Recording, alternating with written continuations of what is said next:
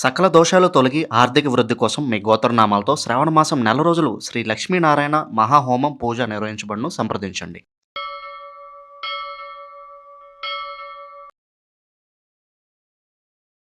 అందరికీ నమస్కారం. నేను శిరీష. ప్రస్తుతం మనతో పాటు ఉన్నారు ప్రౌలిక గారు. అక్కతో మాట్లాడదాం. అంతకంటే ముందు ఇలాంటి ఆధ్యాత్మికపరమైన విషయాలు తెలుసుకోవడానికి ఇప్పుడే మన ఛానల్ని సబ్స్క్రైబ్ చేసుకోండి. నమస్తే అక్క. నమస్తేరా అక్క, ఈసారి ఆగస్ట్ 28న శుక్రవారం పౌర్ణమి. పైగా చాలామంది అంటున్నారు చంద్రగ్రహణం ఉంది ఆ రోజు అని చెప్పి. నిజంగా మన భారతదేశంలో చంద్రగ్రహణం ఉందంటారు ఆ రోజు. ముఖ్యంగా ఈ 3 కలిసి వస్తున్నాయి. శుక్రవారం విశేషంగా ఇప్పుడు శ్రావణ మాసం కాబట్టి అడ్డంకులు ఉన్నవారు ఈ 28 తారీఖున చేసుకుంటుంటారు. ఆ రోజు విశేషంగా రాఖీ పౌర్ణమి. రాఖీలు మనం సంవత్సరానికి ఒక్కసారి చాలా గొప్పగా చేసుకుంటాం. దాంతోపాటు ఇప్పుడు చంద్రగ్రహణం కూడా వస్తుంది. ఏమైనా కీడు ఉంటుందంటారా? బాగుంటుందా? ఒకవేళ ఆ రోజు ఏమైనా పూజలు చేయాలా? ఒకసారి దీని గురించి తెలియజేయండి. ఆగస్ట్ 28 రాఖీ పౌర్ణమి. ఫస్ట్ పౌర్ణమి వచ్చింది శుక్రవారం. ఈ 2 కలయిక చాలా మంచిది. మనం ముందు మాట్లాడుకున్నట్టే ఈ 2 కలయికలు చాలా మంచివి కాబట్టి ఆగస్ట్ 28న మొన్న వెళ్ళిన 21వ తారీఖు చేసుకోలేని వాళ్ళు, వరలక్ష్మి వ్రతం ఆటంకాల వల్ల ఏదైనా ఇబ్బంది వల్ల చేసుకోని వాళ్ళు ఈ 28న చక్కగా చేసుకోవచ్చు. ప్రాబ్లం ఏమి. మరి గ్రహణం అసలు లేదు మనకి. చంద్రగ్రహణము అస్సలు మనకి లేదు. మన భారతదేశంలో చంద్రగ్రహణం లేదు కాబట్టి ప్రశాంతంగా చేసుకోవచ్చు. అది ఇంకొకటి ఏంటంటే రాఖీ పౌర్ణమి. మనం ముందుగా మాట్లాడుకున్నట్టు జంజాల పౌర్ణమి అని కూడా అంటారు ఈ రాఖీ పౌర్ణమిని. అదే యజ్ఞోపవేతం మార్చుకుంటారు. యజ్ఞోపవేతం నూతన యజ్ఞోపవీత ధారణ అంటారు దాన్ని. నూతనంగా యజ్ఞోపవేతం ఉన్నది తీసేసి కొత్తది వేసుకుని గాయత్రి మంత్రం చదువుకుని చేసుకుంటారు. చంద్రగ్రహణం అనేది మరి ఎక్కడి నుండి వచ్చిందో ఏమో నాకు తెలియదు, కానీ ఆఖరి చంద్రగ్రహణం కానీ మనకి ఈ సంవత్సరంలో వచ్చే ఆఖరి చంద్రగ్రహణం ఇది. కానీ మన భారతదేశంలో ఇంపాక్ట్ ఎక్కడా లేదు. ఈ పట్టు విడుపు స్నానాలు కూడా అవసరం లేదు. అసలు ఏమీ లేవు. గర్భిణీ స్త్రీలు కూడా హాయిగా ఉండొచ్చు. ఎటువంటి నియమాలు కూడా లేవు. ఆ రోజు విశేషంగా శుక్రవారం వచ్చింది కాబట్టి మనం రోజువారీగా ఈ శ్రావణ మాసంలో ఎప్పుడు మనం పూజలు ఎలా చేసుకుంటామో చక్కగా అలా చేసుకోవచ్చు. రాఖీలు కూడా కట్టుకోవచ్చు. అక్క, రాఖీ అంటే చాలా వరకు మనము అన్న చెల్లెల అనుబంధం అని చూస్తాం కదా. కొంతమంది రాఖీలు కట్టేటప్పుడు ఇష్టం ఉన్న సమయానికి కడుతూ ఉంటారు. రాఖీ కట్టే శుభ సమయం ఏదైనా ఉందంటారా? ఇప్పుడు చాలామంది దూరం నుంచి వస్తూ ఉంటారు కదా, ఎప్పుడు పడితే అప్పుడు కట్టేసి వెళ్ళిపోతూనే ఉంటారు. అలా కాకుండా దుర్ముహూర్తంలో కాకుండా ఆ రోజు ఎప్పుడు కట్టుకుంటే బాగుంటుంది? 10 ఎప్పుడైనా మంచిదే నాన్న. అంత పొద్దున కట్టలేరు కదా అక్క కొంతమంది. అంటే ఇప్పుడు ఇంట్లో పెళ్లి కాని వారు, చిన్నపిల్లలు ఉన్నారనుకో కట్టుకుంటారు. దూర ప్రదేశాల నుండి, దూర ప్రాంతాల నుండి రావాల్సిన వాళ్ళు ఏంటంటే 12 ఎప్పుడన్నా కట్టుకోవచ్చు. మంచిది అంటే 10 కట్టుకుంటారు. ఇప్పుడు వేరే ఊరు నుండి, ఇప్పుడు బెంగళూరు నుంచి హైదరాబాద్ రావాలి అనుకో, బస్సు తొందరగా రావచ్చు. వాళ్ళు లేట్ నైట్ ఎక్కితే మధ్యాహ్నం వచ్చేసరికి 2 అవుతుంది. అప్పుడు సాయంత్రం కట్టుకోవచ్చు.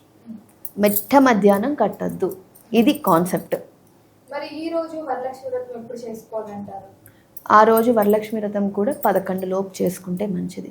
పౌర్ణమి గడియలు ఎప్పుడున్నాయో చూసుకుని అప్పుడు చేసుకుంటే మంచిది. ఇంకొకటి ఏంటంటే ఆ రోజు విశేషంగా పౌర్ణమి కలిసి వచ్చింది ఈ సంవత్సరం, కానీ దానికి శుక్రవారానికి సంబంధం లేదు.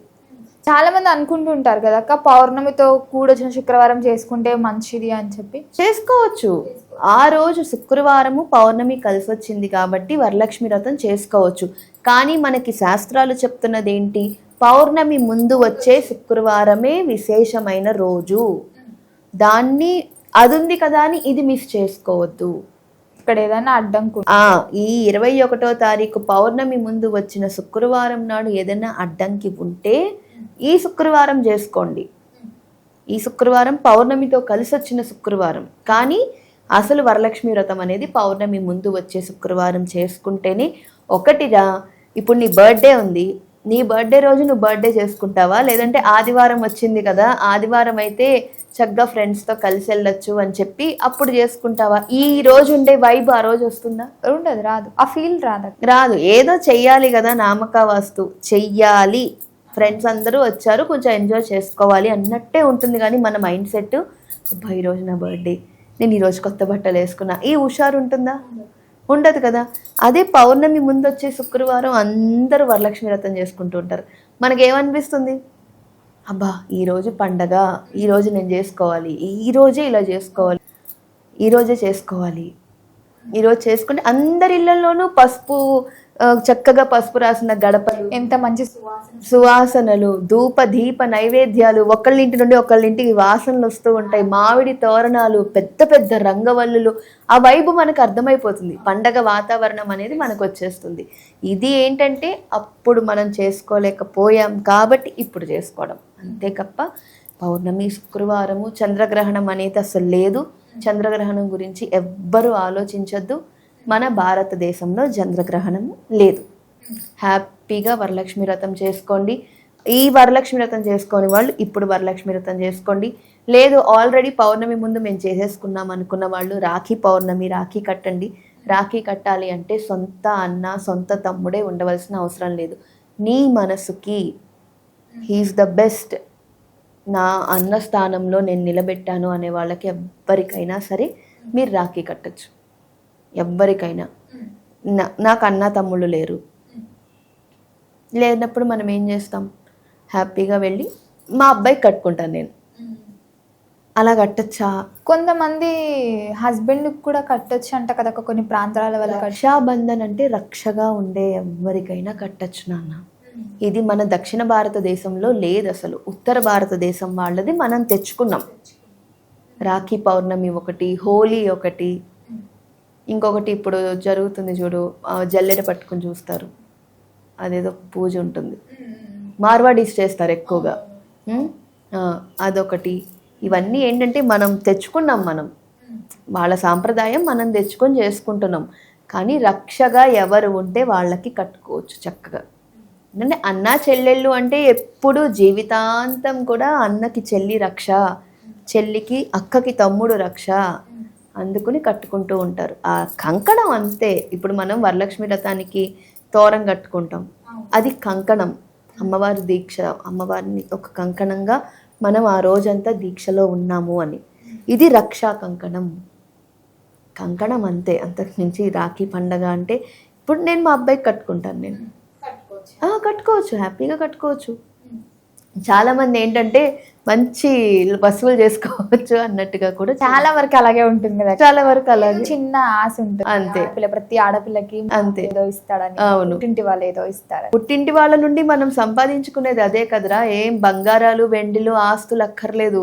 ఆ అన్న ఇచ్చే 100 రూపాయలు నువ్వు మనకు తెలుసో తెలీదో చెప్పు, ఒక అన్న ఇంటికి వెళ్ళామనుకో, ఇప్పుడు మా పెద్దనాన్న పిల్లలు వాళ్ళు ఉంటారు, వాళ్ళు ఒక చీర కాదు ఒక చిన్న 500 రూపాయలు ఇచ్చి గాజులు వేయించుకోమ్మా అంటే 10 ఇంటికి చెప్తాం, మా అన్న 500 ఇచ్చాడు, మా అన్న 500 ఇచ్చాడు అని చెప్పుకుంటాం.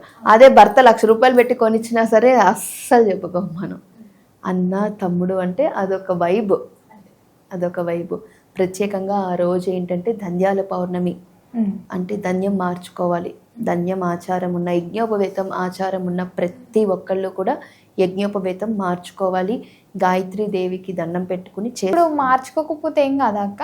మార్చుకోవాలి ఖచ్చితంగా. బ్రాహ్మిన్స్ అందరూ యజ్ఞోపవేతం ఆవాహన ఎవరికైతే ఉందో, బ్రాహ్మణులు ఒక్కరే కాదు, వేరే వేరే వాళ్ళు కూడా వేసుకుంటూ ఉంటారు. బంగారం తయారు చేసే వాళ్ళు వేసుకుంటారు, కౌంట్లు వేసుకుంటారు, వీళ్ళందరూ వేసుకుంటారు. కాబట్టి అందరూ కూడా ఆ రోజు మార్చుకోవాలి. దానికి మాత్రం విశేషంగా 8 గంటల లోపు మాత్రమే మార్చుకోవాలి. మార్నింగ్ బ్రహ్మ ముహూర్తంలో మార్చుకుంటే ఇంకా మంచిది.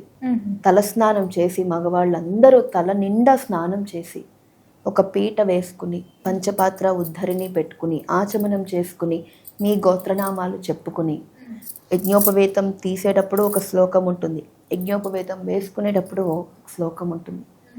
యజ్ఞోపవేతం పరమం పవిత్రం ప్రజాపతి రత్ సహజం పురస్తాత్ ఆయుష్యమగ్రం ప్రతిమంచ శుభ్రం యజ్ఞోపవేతం బలమస్తు తేజ. ఈ శ్లోకం చదువుకోవాలి, గాయత్రీ మంత్రం చదువుకోవాలి. దానికి ప్రతిదానికి యజ్ఞోపవేతం, ప్రతిదానికి 9 పోగులు ఉంటాయి, 9 లేయర్స్ లాగా. ఆ 9కి ప్రతి దానికి ఒక్కొక్క శ్లోకం ఉంటుంది, దాన్ని చదువుకోవాలి. ఈ ప్రత్యేకంగా బ్రాహ్మణులు అయితే సంధ్యావందనం చేసుకోవాలి, సంధ్యావందనం చేసుకుని శాస్త్రోక్తంగా చేయాలి. వారి వారి ఇంటి ఆచారాన్ని బట్టి యజ్ఞోపవేత ధారణ అనేది ఆ రోజు ఖచ్చితంగా చేసుకోవాలి. ముందు రోజే యజ్ఞోపవేతం